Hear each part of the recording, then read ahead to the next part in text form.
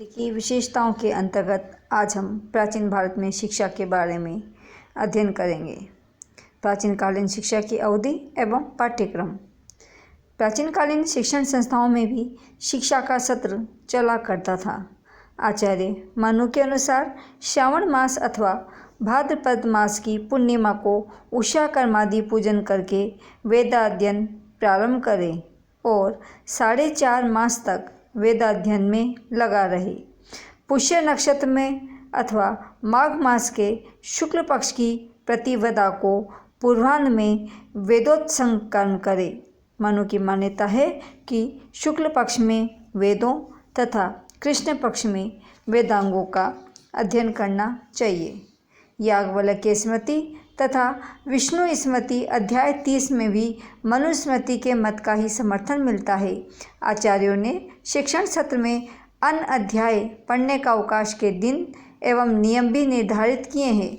जिस दिन वर्षा ऋतु की रात में सुनाई देने वाली हवा प्रवाहित हो रही हो, दिन में धूल उड़ाने वाली हवा प्रवाहित हो रही हो, बिजली चमक रही हो, बादलों की गर्जना के साथ वर्षा हो रही हो, बड़ी बड़ी उल्काएं गिर रही हो, आकाश में उत्पात सूचक ध्वनि हो रही हो, भूकंप हो, ग्रह परस्पर टकरा रहे हों, हवन के समय बिजली चमक रही हो अथवा बादल गरज रहे हों, दुर्गंधी आ रही हो, ग्राम में किसी की मृत्यु हो गई हो, रोने का शब्द सुनाई दे रहा हो, बहुत से लोग एकत्र हो रहे हों, उस दिन वेदाध्ययन नहीं करना चाहिए।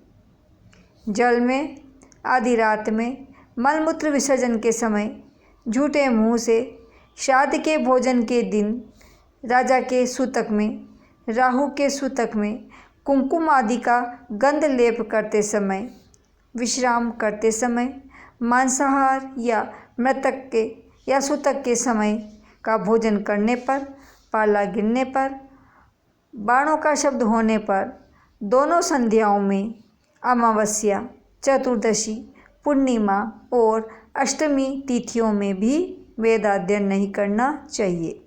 धूलि की वर्षा होने पर, दिशाओं में आग लगने पर, गिद्धड़ आदि पशुओं के रोने की ध्वनि सुनाई देने पर, शमशान के पास में, ग्राम के पास में, गौशाला में अशुद्ध वस्त्र पहनकर, श्राद्ध का अन्न लेकर भी वेदाध्ययन नहीं करना चाहिए। चीड़ आदि का उपद्रव रहने पर, आग लगने पर, वेदाध्ययन की समाप्ति के समय पर भी वेदाध्ययन नहीं करना चाहिए। वाहन पर चढ़कर भी वेदाध्ययन नहीं करना चाहिए। विवाद, मारपीट, सेना और युद्ध के समय, भोजन करते समय, पाचन क्रिया खराब होने पर, अतिथि की आज्ञा लिए बिना भी वेदाध्ययन नहीं करना चाहिए। शरीर से रक्त बहने पर, शस्त्र से घाव होने पर भी वेदाध्ययन नहीं करना चाहिए। सामवेद की ध्वनि सुनाई देने पर भी और ऋग्वेद और यजुर्वेद का अध्ययन नहीं करना चाहिए। एक वेद का अध्ययन पूरा करके उसी दिन दूसरे वेद या आरण्यक का अध्ययन नहीं करना चाहिए। ऐसा याज्ञवल्क्य स्मृति, विष्णु स्मृति, शंख स्मृति इत्यादि में कहा गया है। किंतु ये नियम वेदाध्ययन के लिए है। वेदांगों एवं अन्य विषयों का अध्ययन प्राय प्रत्येक दिन हो सकता है। भवभूति ने अतिथि के शुभागमन को भी अन्य अध्याय का हेतु माना है। उत्तर रामचरित में श्लोक 4 के बाद का संवाद है। ब्रह्मचर्य आश्रम में रहकर अध्ययन करने की अवधि का निर्णय उपनयन संस्कार से समावर्तन संस्कार तक के लिए निर्धारित अवधि में किया जा सकता है। सामान्यतः ब्रह्मचर्य आश्रम में रहकर अध्ययन करने का समय 12 वर्ष से प्रारंभ होकर 25 वर्ष तक माना जा सकता है। इस विषय में इस ग्रंथ का संस्कार नामक अध्याय उसी में इसके बारे में कहा गया है। प्राचीन भारत में मुख्य रूप से षडांग सहित वेदों के अध्ययन का नियम था। इसलिए आचार्य मनु ने वेद का अध्ययन किए बिना अन्य शास्त्रों का अध्ययन करना अनुचित माना है। महर्षि पतंजलि ने भी षडंग सहित वेदों के अध्ययन को अनिवार्य माना है। याज्ञवल्क्य ने पुराण, न्याय, मीमांसा, धर्मशास्त्र 6 अंगों सहित 4 वेदों और 14 विद्याओं के अध्ययन का याज्ञवल्क्य स्मृति में उल्लेख किया है।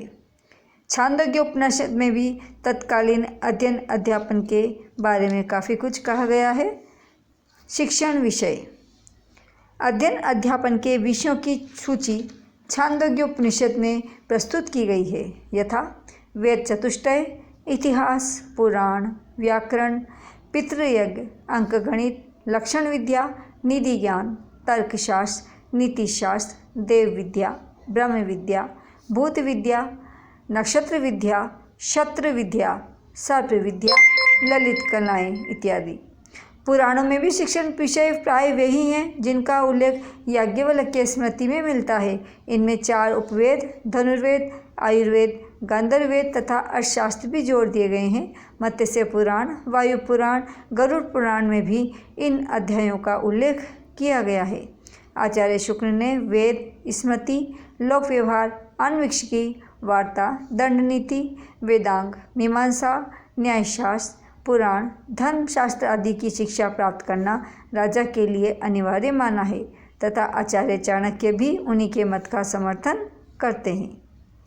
याज्ञवल्क्य की शिक्षा के पश्चात कलाओं का शिक्षण भी प्रारंभ हुआ। अनेक ग्रंथों में कलाओं का उल्लेख मिलता है, किंतु इस दृष्टि से वात्स्यायन के कामसूत्र में उल्लिखित 64 कलाएं अत्यधिक प्रसिद्ध एवं मान्य हैं। महाकवि बाणभट्ट ने भी उन विद्याओं एवं कलाओं की सूची प्रस्तुत की है जिनमें उनके नायक चंद्रापीड़ ने कुशलता प्राप्त की थी। व्याकरण, व्यायाम विद्या, पूर्व मीमांसा, उत्तर मीमांसा, न्याय में शिक्षिक, धर्मशास्त्र, राजनीति शास्त्र, अस्त्र शस्त्रों का संचालन, रथारोहण, गजारोहण, अश्वारोहण, सभी प्रकार के वाद्य बजाना, नाट्यशास्त्र, गांधर्व विद्या, हस्त शिक्षा, अश्वों की आयु का ज्ञान, सामुद्रिक शास्त्र, दूरबीन से ग्रह नक्षत्र की जानकारी, ग्रंथ रचना, लिपि ज्ञान, सभी प्रकार की द्युत क्रीड़ा, सुगंधित शास्त्र, पक्षियों की बोली का ज्ञान, ग्रहों की गणना, रत्नों की पहचान, लकड़ी का काम, हाथी दांत का काम, वास्तुकला, आयुर्वेद, मंत्र प्रयोग, विष दूर करना, सुरंग निर्माण, तैराकी, ऊंचे स्थानों को लांघना, कूदना, चढ़ना, कामसूत्र, इंद्रजाल, कथा, नाटक, आख्यायिका, काव्य, महाभारत, इतिहास, पुराण, रामायण, सभी प्रकार की लिपियों का ज्ञान, विभिन्न देशों की भाषाओं का ज्ञान, पारिभाषिक शब्दावली, सभी प्रकार के शिल्प, छंदशास्त्र तथा अन्य भी बहुत सी कलाएं। इन सब का उल्लेख कादम्बरी के पूर्व भाग में चंद्रापीड़ शिक्षा वर्णन में प्राप्त होता है। प्राचीन काल में वेद चतुष्टय, वेदांग, आरण्यक, ब्राह्मण, उपनिषद, स्मृति, पुराण, महाकाव्य, आयुर्वेद, धनुर्वेद, गंधर्व विद्या, अर्थशास्त्र, वाणिज्य, कृषि, दर्शनशास्त्र, 64 कला आदि का अध्यापन होता था। आज के विद्यार्थी भी विभिन्न विषयों को पढ़ते हैं, किंतु बाद में वे प्राय किसी एक विषय में ही विशेषता प्राप्त करने का प्रयत्न करते हैं। प्राचीन परीक्षा प्रणाली एवं उपाधि वितरण। प्राचीन काल में वर्तमान के समय समान परीक्षा प्रणाली नहीं थी। प्राय अपने शिक्षकों के व्यवहार को देखकर उनकी योग्यता के आधार पर ही विद्यार्थी की परीक्षा विद्यालय में प्रवेश के समय ही हो जाती थी। ऐसा अथर्ववेद के त्रिरात्र व्रत में उपलब्ध होता है।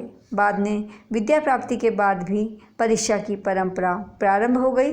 महर्षि विश्वामित्र द्वारा राम लक्ष्मण से यज्ञ विध्वंसक राक्षसों का विनाश एक प्रकार से उनकी परीक्षा लेने का ही प्रकार है।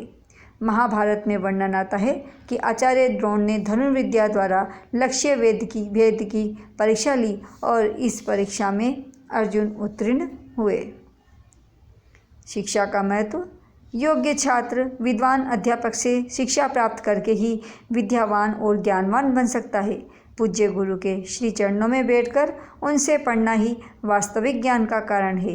एकलव्य को साक्षात गुरु चरण उपलब्ध नहीं हुए तो उसने उनकी मूर्ति बनाकर धनुर्विद्या में अद्भुत कौशल प्राप्त किया और इस प्रकार गुरु के प्रति निष्ठा व्यक्त की। गुरु के बिना ही पुस्तक से पढ़ना अच्छा नहीं समझा जाता था। आज संस्थागत विद्यार्थी भी गुरु से प्राप्त शिक्षा को महत्व नहीं देते।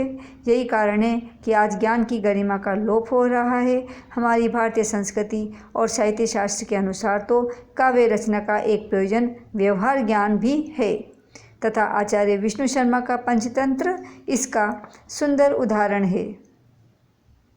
भारतवर्ष में ज्ञान की सरिता प्राचीन काल की ही भांति प्रभावित हो सकती है और शिक्षा के उद्देश्यों को पूरा कर सकती है।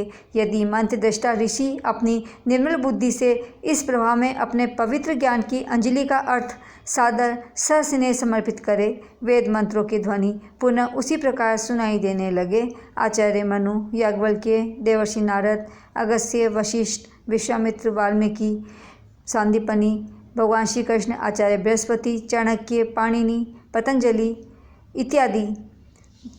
इत्यादि गुरु निर्मल बुद्धि वाले शिष्यों के समान शिष्यों को गौरवान्वित करे। गुरुजनों का शिष्यों के प्रति वात्सल्य भाव हो और शिष्य गुरुजनों के प्रति निष्ठ हो। धन्यवाद।